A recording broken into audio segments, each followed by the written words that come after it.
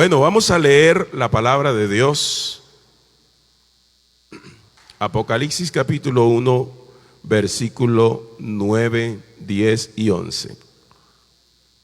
Yo, Juan, vuestro hermano y copartícipe vuestro en la tribulación, en el reino y en la paciencia de Jesucristo. No se me adelanten. Estaba en la isla llamada Patmos por causa de la palabra de Dios y el testimonio de Jesucristo. Yo estaba en el Espíritu en el día del Señor y oí detrás de mí una gran voz como de trompeta que decía: yo soy el Alfa y la Omega, el primero y el último. Escribe en un libro lo que ves y envíalo a las 7 iglesias que están en Asia: a Éfeso, Esmirna, Pérgamo, Tiatira, Sardis, Filadelfia y Laodicea. Amén. Vamos a tener una palabra de oración y a decirle a Dios que aquí estamos. Amén. Padre del cielo, te damos gracias esta noche. Oh Jesús, te adoramos. Que la palabra de Dios corra y sea glorificada esta noche. Aquí estamos, Dios mío bendito, para edificarnos, para que tu palabra, Señor, moldee nuestra vida. Oh, ayúdanos de manera extraordinaria y especial. En el nombre glorioso de Jesús. Amén. Vamos entonces a continuar, porque si bien vamos a llegar a lo que tiene que ver con los mensajes que se envían a las iglesias, no podemos saltarnos la introducción que tiene que ver con el capítulo 1, ¿verdad? Dice Juan: yo, Juan, vuestro hermano y copartícipe vuestro en la tribulación, en el reino y en la paciencia de Jesucristo, estaba en la isla llamada Patmos. Hay un escritor o un padre de la iglesia como es Ireneo, uno de los primeros padres de la iglesia, que nació cerca del año 120 después de Cristo. Él dijo que el Apocalipsis o la revelación fue visto no hace mucho tiempo, claro, porque él era uno de los padres y estaba como fresca la revelación. Y dice, casi durante nuestra vida, cerca del fin del reinado de Domiciano, porque él está hablando acerca de esa magna revelación, y para él eso era muy fresco, y fue dentro del periodo de Domiciano, un emperador, año 96. Y él dice que Juan era un anciano venerable, de carácter cristiano maduro, y dice que Juan era un hombre que andaba en íntima comunión con su Señor. O sea, él testifica de Juan porque tuvieron algún contacto. Ahora, el apóstol Juan, que es a quien se le da la revelación, él se identifica con todos los santos en 3 aspectos. Él habla de ser copartícipe, es decir, que participa al igual que los otros juntamente en la tribulación, en el reino y en la paciencia de Jesucristo. En el mismo texto, el apóstol habla de la causa por la cual él se encontraba en la isla de Patmos, y era por causa de la palabra de Dios y por el testimonio de Jesucristo. Lo que sucede es que en el momento en que nosotros vivimos ahora, no era tan difícil como en esa época. Ser cristiano no era fácil, porque tenía la persecución del emperador. Así que los hermanos estaban viviendo bajo una presión bastante seria y fuerte. Claro, la iglesia en cada una de sus épocas ha tenido sus dificultades que enfrentar. Unos enfrentan una, otros enfrentarán otras.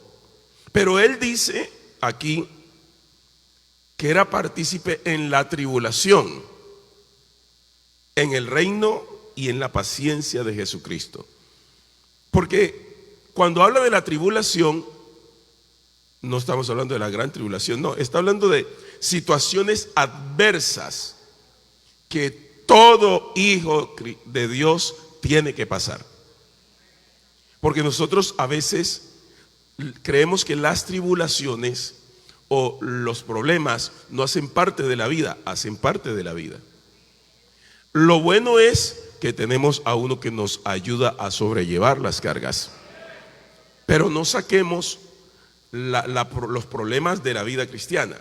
Mire, el apóstol Pablo, hablando de esto, él dice que es necesario que a través de muchas tribulaciones entremos en el reino de Dios. El asunto es entrar, no quedarnos. Pero cuando usted y yo estemos en dificultades, no creamos que a nosotros es los únicos que nos pasa tal cosa. Hay otros que sufren más que nosotros. Así que, bienvenidos. Ahora, Juan es exiliado a Patmos. Era una isla, y él explica la razón por la cual lo mandaron allá. Bueno, la historia dice que Domiciano, el emperador, como Juan era acérrimo defensor y lo enfrentaba, lo mandó a que se muriera en un recipiente de aceite hirviendo. Pero cuando él echó allá a Juan, dice la Biblia que Juan salió ileso, no le pasó nada. Pero como la consigna era matarlo, él lo mandó a esa isla donde mandaban a los presos, a los desterrados, y lo mandó a esa isla. Pero hermanos, yo veo que Juan, cuando llega a esa isla de Patmos, él no se está quejando. Y es bueno que nos detengamos aquí. Él lo envían porque querían matarlo. Y yo creo que a veces aquí sí hay que aplicar el texto que dice la Biblia: y sabemos que a los que aman a Dios, todas las cosas les ayudan a bien. En la isla de Patmos no había un hotel 5 estrellas, no había una almohada, de pronto no había una cama. Estaba en esa isla rocosa y desértica. Allá lo enviaron. Y a veces el diablo quiere atacarte y acabar contigo, pero comete un error. Porque donde Juan no llega a la isla de Patmos, no tendríamos entonces esta extraordinaria revelación. Porque estando allá en medio de ese sacrificio, en medio de ese sufrimiento en Patmos, Dios le dio tremenda revelación, como es el libro de Apocalipsis que lo tenemos hoy insertado en nuestro canon del Nuevo Testamento. Y por eso él estaba allá. Y escuche algo: ni el aislamiento de la sociedad humana, ni las cárceles, ni los hornos de fuego, ni los Getsemaníes pueden robarle al creyente fiel la misericordia y grande presencia del Señor. Aún en medio de una isla rocosa, allá estaba en íntima comunión con el Señor. Porque aunque estaba aislado, pero él vivía en comunión con Dios. Nada de los sufrimientos rompieron la relación que Juan tenía con Dios. En tales épocas, cuando hay sufrimiento, cuando hay adversidad, es más probable que ocurran más revelaciones y más cosas extraordinarias delante de Dios. Porque como que cuando estamos en ese momento de aflicción, como que nos quebramos y nuestra oración sale como de allá dentro del alma y le pedimos a Dios con tanta angustia que Él se hace presente. Así que Juan, estando en esa isla, tuvo esa revelación extraordinaria. Qué bueno que usted y yo pensemos que mire que, hermano, es que yo tengo un problema. Todos tenemos problemas. Pero creo que el cristiano, porque Apocalipsis, recuerde cuando empecé a predicarle, Apocalipsis es un libro que llega para darle ánimo a una iglesia que es perseguida, para fortalecer la fe de unos creyentes que creían en un tal Jesús, pero que algunos decían que estaba muerto, pero Él les manda una revelación para decirles que Él está vivo y que vive por los siglos de los siglos. Alguien alabe al Señor. Entonces, en ese momento crucial, cuando hay aflicción, como que nosotros nos quebramos, y eso le pasó a Juan. Aunque estaba solo en Patmos, no se quejó. Aunque no habían familiares, aunque querían matarlo, él no se quejó. Y usa una palabra extraordinaria que yo quiero que usted le ponga cuidado. Yo estaba en el Espíritu en el día del Señor. Pero ¿cómo es que va a estar en el Espíritu en medio de tanto sufrimiento, en medio de una isla rocosa donde no hay posiblemente ni alimento? Pero ahí en ese desierto estaba la presencia de Dios. Y él dice, yo estaba en el Espíritu en el día del Señor y oí detrás de mí una gran voz como de trompeta. Estar en el Espíritu significa caer en éxtasis. Es un estado en el que las funciones sensoriales o de nuestros sentidos quedan suspendidas, mientras que el alma, despreocupada del cuerpo, contempla lo sobrenatural. Es estar en un estado diferente al mundo que nos rodea. Es entrar en la dimensión de Dios. Amén. Estar en el Espíritu. Dice, yo estaba en el Espíritu. O sea, no era que estaba por ahí, no, estaba como en esa dimensión, en esa atmósfera celestial. Porque, hermanos, el cristiano tiene que aprender a andar en el Espíritu, vivir en el Espíritu. Oh, aleluya. Amén. Y él dice, yo estaba en el Espíritu. Y en ese estado, es decir, que aunque la isla lo mandaron a que se muriera, jamás perdió la comunión con Dios. Aleluya. Jamás. Y creo que nos viene bien esta palabra. Porque aunque los vientos sean contrarios y aunque la barca, las olas la quieran hundir, lo que tenemos que asegurarnos es que Él vaya ahí con nosotros. Y si Él va ahí con nosotros, no te preocupes, porque en algún momento las olas van a cesar, el viento va a dejar de soplar, porque Él va ahí con nosotros. Lo que tenemos que asegurarnos es que Cristo vaya en la barca. Alabado sea el nombre del Señor. Entonces, Él estaba en el Espíritu.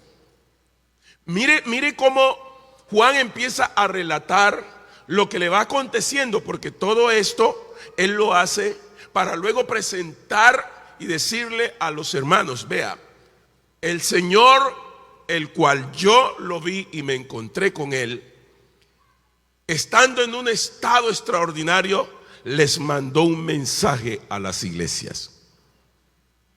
Aleluya. Estar en el Espíritu es quedar bajo el poder del Espíritu, bajo el control de Dios. Amén. Y eso le sucedió al apóstol Juan, porque Juan andaba en íntima comunión con su Señor. En otras palabras, Juan fue transportado, no movido del lugar, sino, dice, en el Espíritu. Dios lo llevó a esa dimensión. Mire, voy a bajarle el tono. Yo prediqué un sermón hace años, lo natural versus lo material, porque a veces nos acostumbramos a un culto, a una vida, voy al culto, vengo, pero hermanos, Dios es un ser real. Y usted puede tener experiencias profundas y extraordinarias con Dios. Claro, no es que vamos a salir aquí con cosas raras, pero que Dios es real y que obra maravillas y puede llevarnos a una dimensión extraordinaria, lo puede hacer. Pero necesitamos nosotros hacernos al lado de Él y vivir en íntima comunión con Dios. Porque hoy nos ocupamos más de lo material que de las cosas de Dios. Pero hay que volver a someternos a esa vida del Espíritu. Vivir en el Espíritu no es andar como sonámbulo, como en la nebulosa. No, es obedecer a Dios y estar en íntima comunión con Él. Amén. Porque necesitamos, mire, la vida triunfante, la vida cristiana, nos vamos en triunfo cuando dejamos que el Espíritu Santo guíe nuestra vida y nuestra existencia. Lo necesitamos a grito. Amén. Si hablamos de esto, de estar en el Espíritu, hay muchas experiencias. Pedro estuvo también una experiencia cuando subió allá y tuvo la revelación que el Señor le dijo, Pedro, levántate, mata y come. Él dijo, no, Señor, porque ninguna cosa común o inmunda entró jamás en mi boca. En otras palabras, Pedro entró en un éxtasis, pero él subió y estaba orando y Dios lo atrapó, lo sorprendió porque estaba en el Espíritu. Es decir, es como que se sale del mundo externo y se entra en una conexión con el mundo invisible, en ese ambiente de Dios. Y no se le haga extraño porque eso sí existe, sino que hay cosas que nosotros decimos, bueno, pero eso sí será verdad. Claro que es verdad, porque Dios es maravilloso. Amén. Alabado sea el nombre del Señor. Y en ese estado, en esa condición, es que Juan empieza a tener ya la revelación. Mira, cuando está en ese estado, es donde Juan empieza a oír que Dios le está hablando. Eso se convierte en un profeta y Dios empieza a mostrarle las cosas que son, las que has visto, las que son y las que han de ser. Pero ¿dónde oyó Juan eso? En la íntima comunión con Dios. Dice que estando en el Espíritu, oyó una voz como de trompeta. Indudablemente era la voz del Cristo glorificado. Amén. Porque Él está allá y oye la voz del Cristo glorificado. Oh, aleluya. El dueño de la voz se identifica y le dice, yo soy el alfa y la omega. Amén. Porque se le identifica. Juan en un estado natural no podía haber oído eso. Pero hermano, la iglesia del Señor, cuando la Biblia habla del Espíritu, no es un capricho. Yo escucho a unos hermanos, el hermano David le gusta hablar mucho, pero es que esta es la vida de la iglesia. Mire, la Biblia dice, cosa que ojo no vio, ni oído oyó, ni han subido a la imaginación del hombre, son las que Dios ha revelado a los que le aman. Y Él nos las reveló a nosotros por su Espíritu. Porque el Espíritu todo lo escudriña, aún lo profundo de Dios. O sea que el Espíritu es el agente revelador. Y esta iglesia sin el Espíritu está muerta. Pero esta iglesia tiene vida, tiene revelación, tiene iluminación, porque el dueño de ella es el poder del Espíritu Santo. Alguien alabe al Señor. Entonces, para que usted vaya entendiendo, dice que estaba en el Espíritu. Por eso estamos haciendo énfasis, porque es que no fue algo que le vino a Juan a la imaginación. Fue una voz directa del cielo. Fue Dios mismo el que mandó el mensaje. Es el alfa y el omega. Y esa voz traía un mensaje para Juan. Y mire, aquí es donde entramos. Escribe lo que estaba. Ese mensaje le está diciendo a él que debería de escribir lo que estaba a punto de ver y debía de enviarlo a las iglesias que serían los destinatarios.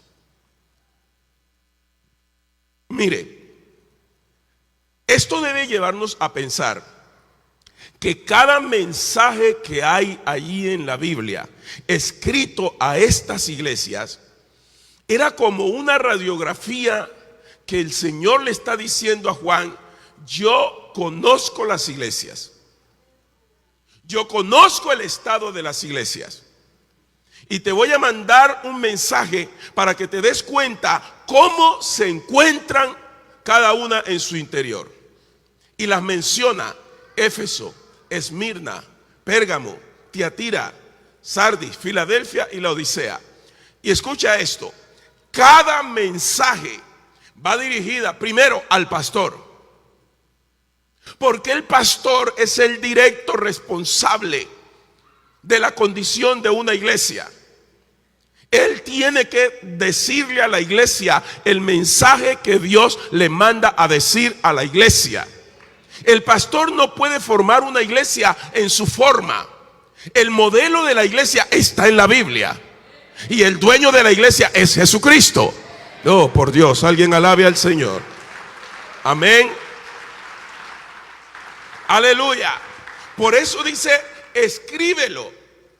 Y más adelante hay una palabra que yo quiero que usted no se la vaya a perder cuando entremos a las iglesias. Y es que a cada iglesia, en cada mensaje dice: el que tiene oído, oiga. ¿Qué oiga? Lo que el Espíritu dice a las iglesias. Yo he estado meditando y pensando en la medida que voy y vengo. Estaba pensando en algo, hermanos, de la forma como la gente no valora hoy la vida cristiana. Yo estoy sorprendido. Uno oye con una facilidad: no, hermano, es que no, tuve un desliz. Un desliz. No, cayó en fornicación, adulterio. Pero como hoy quieren normalizar lo anormal, entonces uno dice: pero bueno, o sea, uno se sorprende. Porque, mire, cuando empezamos la vida cristiana, una mentira nos daba miedo subir al altar porque teníamos respeto.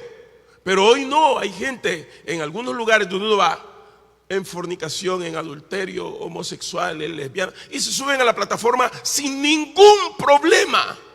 Como que la vida cristiana está perdiendo sentido, como que lo que más vale es cantar, mostrarme y aquí y lo otro. Pero y Dios, por eso necesitamos con urgencia la presencia del Espíritu Santo en las iglesias. Alguien alabe al Señor. Mire, yo estaba pensando, José, allí, estaba pensando ahora, bueno, ¿será que el domingo predico el mensaje que iba a predicar? O predico un sermón, porque estaba pensando, que dije, ¿será que predico ahora? Que Dios no nos quiere a nosotros cautivos. Dios quiere a su iglesia libre. Y estaba pensando en el texto, si lo predicó el domingo, ya le adelanto. Cuando él entró a la sinagoga, entró una mujer encorvada. Y cuando él la vio así, le dijo, no, yo no quiero a los hijos de Dios encorvados, los quiero libre. Y le dijo, eres libre de tu enfermedad. Necesitamos gente que se sienta con libertad para alabar a Dios. Ay, por Dios. Gente que se sienta con libertad para alzar las manos, para aplaudir, para abrir su boca. Hey, hay poder en el nombre de Jesús. No, hermano, es que tenemos que, mire, el diablo no tiene poder sobre esta iglesia. Amén. Hey, Dios es capaz de levantar de una silla un paralítico, resucitar un muerto, porque hay libertad en la casa de Dios. Hey, yo no estoy predicando un Dios pegado allá en una pared, te estoy predicando un Dios real. Aleluya. Oiga, hay poder en el nombre del Señor. Dije, hay poder en el nombre del Señor. Hermano, sentir la gloria de Dios es lo más glorioso que puede pasarle a un hombre. Y tú me vas a decir, no, hermano, es que no pasa nada con mi vida. No. Te voy a predicar hasta que esto te cale a los huesos. Porque la presencia de Dios es lo más glorioso que hay. Y esto sí le duele al diablo. Pero la vida cristiana tiene que tener sentido para nosotros. ¿Cómo? Hermano, no, hermano, hay un desliz, pero entiende. No. Escribe a las iglesias. Escríbele a Éfeso, la que pierde el amor. Esmirna, la iglesia perseguida. Pérgamo, la iglesia que se casa con el mundo. Todo eso. Filadelfia, la iglesia fiel. Sardis, la iglesia muerta. La Odisea, la iglesia apóstata. Tiatira, la iglesia pagana. Cada una de esas iglesias refleja el estado aún de un creyente. Y uno a veces tiene que decir, ¿dónde estoy yo? ¿En Éfeso, Esmirna, Pérgamo o estoy en Filadelfia? Pues eso es lo que Dios quiere, que todos estemos en Filadelfia, para que cuando Él venga a levantar la iglesia podamos oír la voz como de trompeta. Hey, ¿alguien entendió eso? Aleluya. Porque esta noche, José, aquí hay una riqueza impresionante.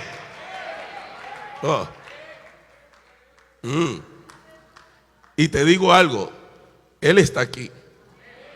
Amén. Escribe. O sea que eso no era un juego, porque Dios quería a su iglesia que estuviera iluminada. Hey, yo quiero que los jóvenes se sacudan de verdad. No se dejen enredar, porque a veces los jóvenes se dejan enredar y viven estancados allí. No, hay poder en el nombre de Jesús. Eres libre de tu enfermedad. Andaba encorvada esta vieja y el Señor dijo, no, hay que soltarla porque Satanás la tenía atada a 18 años. O el domingo de pronto nos vemos. Claro, no va a dejar de venir, ¿no? Es que ya andaba así y no podía levantar. Le dijo Dios, no, esta hay que librarla. Eso es lo que Dios quiere. Dios no quiere que usted ande agobiado con la cabeza agachada. No, Él quiere que ande con la cabeza levantada. Oh, mejor dicho, alguien alabe al Señor. Amén. Gloria a Dios. Hermano, esta iglesia tiene vida propia. La vida de Dios. Amén. No te dejes esclavizar. Porque no es cuestión, ya como que Dios me quiere meter por ahí. No te dejes esclavizar. Tu familia necesita liberarse. Pero depende de ti también. No te dejes esclavizar. Hermano, hay gente que anda por ahí, pero son esclavos. Esclavos del vicio. Me contaba un hermano un testimonio de una hermana que ella venía al culto siempre. Y yo no sé por qué a los cristianos se les mete ese cuento. No, que ella para ir al baño tenía que fumarse un cigarrillo, pero era bautizada. No sé si era bueno, estamos al aire. Y que tenía que fumarse un cigarrillo. Y un día entró y se sienta ahí en el baño y prende el cigarrillo cuando siente que le pegan una cachetada y le volaron ese cigarrillo. Y ella miraba y no veía a nadie. Oiga, la misericordia de Dios. Como quien dice, ¿hasta cuándo vas a estar con ese vicio? Esta noche, yo no sé con qué carga viniste, pero que levantas la cabeza, la levantas. No te esclavices, no, hermano. Uno ve a gente que a veces, porque es que, hermano, lo que Cristo hizo fue serio. Cristo nos libró. Usted nunca me va a escuchar desde un púlpito, hermanos, Dios les bendiga. Está lloviendo allá afuera, pero bueno, me está doliendo la cabeza. Voy a cantar un himno para la gloria de Dios. Hombre, aquí venimos a presentar un Cristo extraordinario. Pues si está enfermo, pues bájese el altar, pero no venga aquí a desanimar a los otros para que le tengan pesar. Cuando me dijo, vea, por la situación que se había presentado con José, yo dije, ¿y cómo hago? Porque a mí no me gustan esas noticias. En pleno culto, yo di una noticia y los hermanos, pero uno tiene que venir al culto a gozarse, porque es que Dios nos liberó hace rato. Y hay cristianos que caminan como que los tienen ahí con unas cadenas. Pero hermano querido, el día que Cristo gritó en la cruz, consumado es, vea, se rompieron todas las cadenas. Si usted quiere seguir viviendo esclavo, siga viviendo. Pero eso depende de usted. Yo era diácono y presidente de jóvenes en Buenaventura. Para que se dé cuenta que estamos en un mundo, pero lo sobrenatural existe. Y ahí llevaron a un muchacho, William. Estaba endemoniado. Era bajitico y como gordito así. Hermanos, yo no había visto una cosa de esas. En pleno culto se levantaba ese muchacho y pegaba unos bramidos, y para cogerlo era un problema. Y oraban por él, y William, no, será un desastre. Pero a donde yo quiero llegar es, yo me aterré. Cuando ese joven lo llevaban al culto, ahí en Buenaventura, en la segunda, y él caminaba, hermanos, se oían las cadenas. Una cosa, yo eso jamás lo había visto. Pero entonces el pastor dijo algo, y toda la iglesia nos pusimos de acuerdo. Vamos a orar para que Dios rompa las cadenas de este muchacho. Oiga, hermano, y la iglesia hizo oración y ayuno. Invocamos el nombre de Jesús.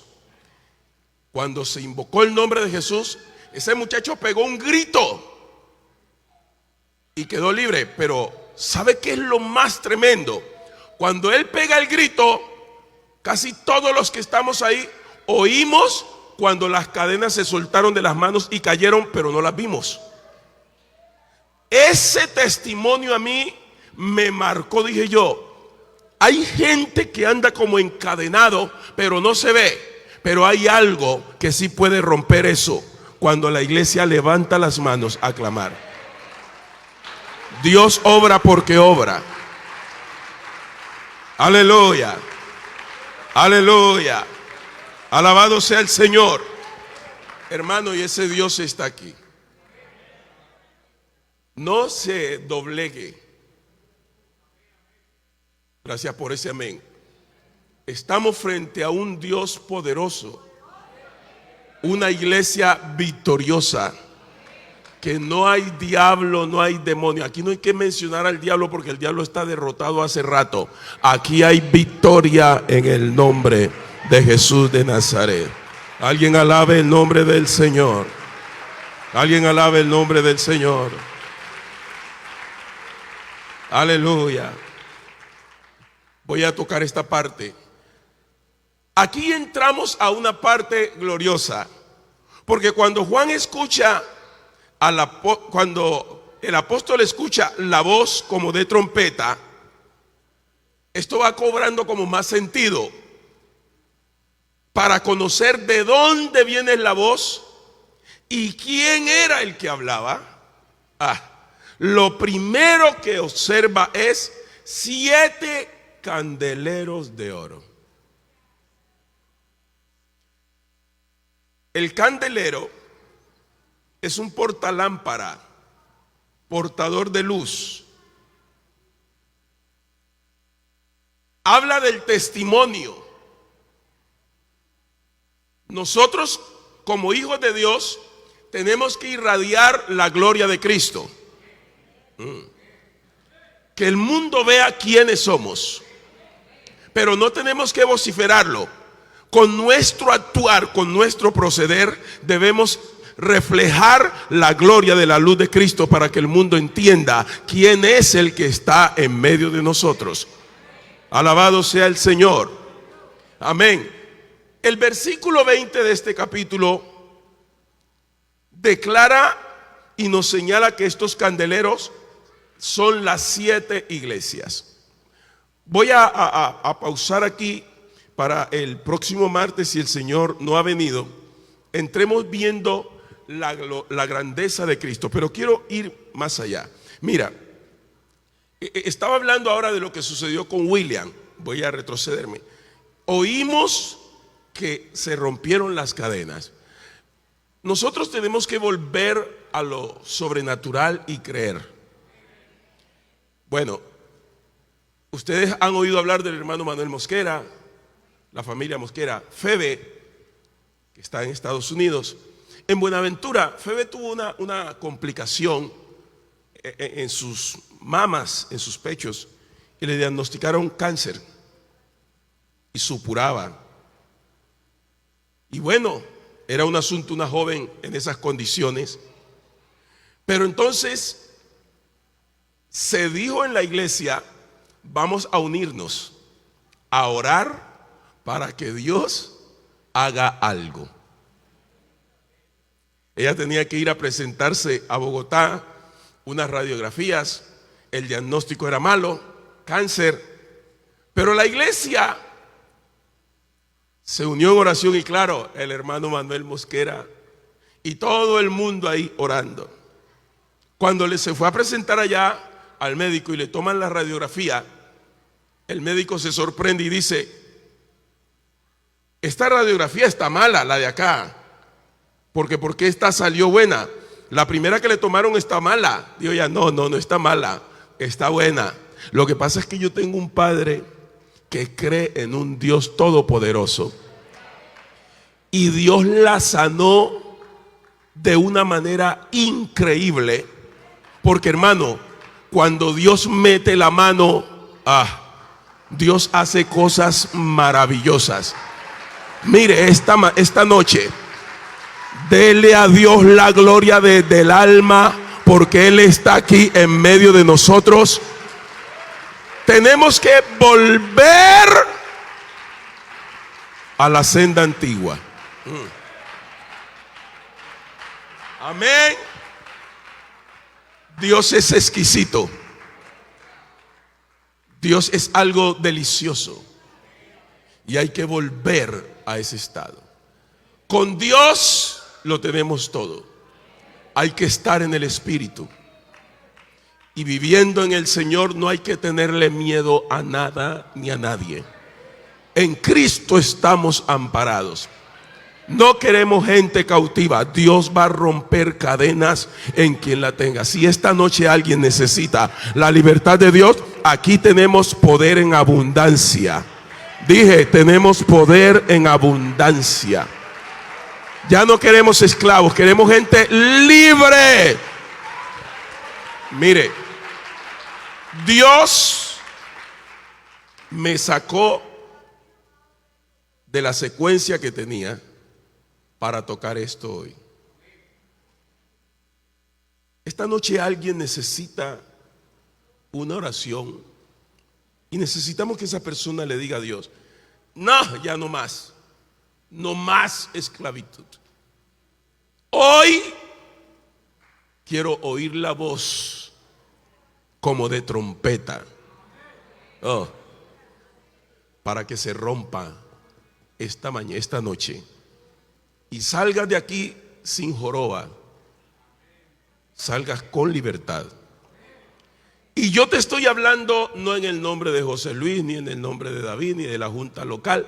Te estoy hablando en el nombre que es sobre todo nombre, en el nombre de Jesucristo de Nazaret.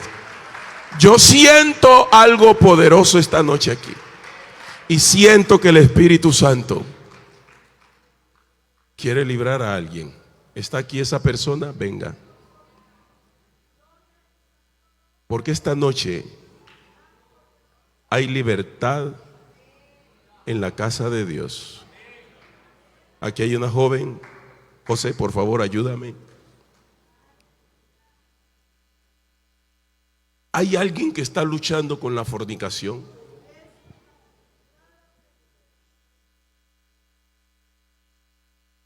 Me envuelves hoy con una canción, porque ya no somos esclavos. Esta noche hay libertad. Hermanos, vea, no resistamos la voz del Espíritu.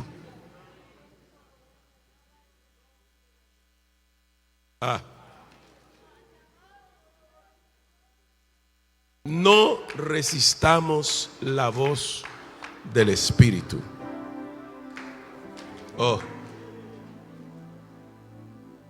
Yo estaba en el Espíritu y oí una voz como de trompeta.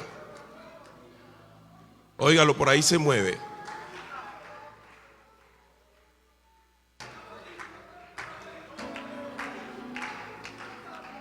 Hermano, Jesús está aquí.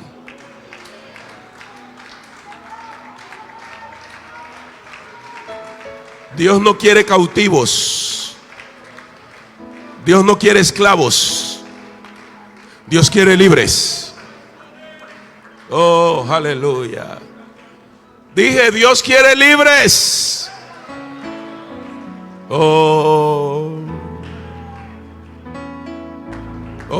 Jesús está aquí. Jesús, hoy deben romperse cadenas, enfermedades, porque hay libertad en el nombre de Jesucristo. Iglesia, hay libertad en el nombre de Jesucristo.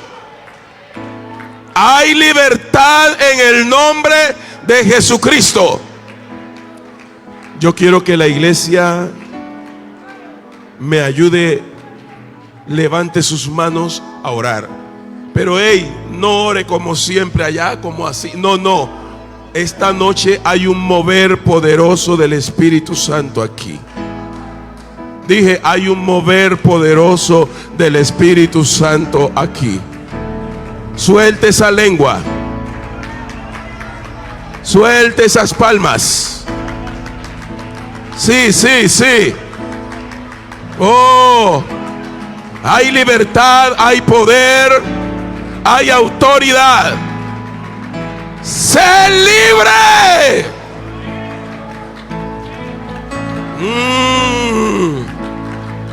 ¡Aleluya! Señor, aquí está tu iglesia, la iglesia del Troncal.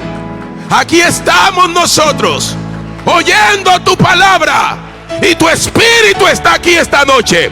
Señor, hay poder y libertad en el nombre de Jesús de Nazaret.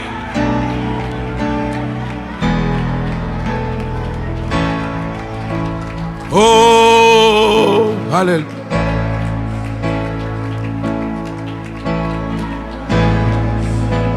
Aleluya.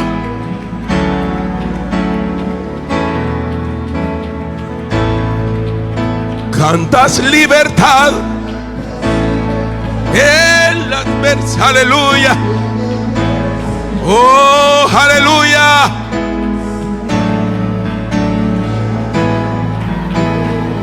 Oh, adora, adora, adora, adora, adora, adora. Soy un esclavo del temor. Yo soy, oh, de Dios. Ya no soy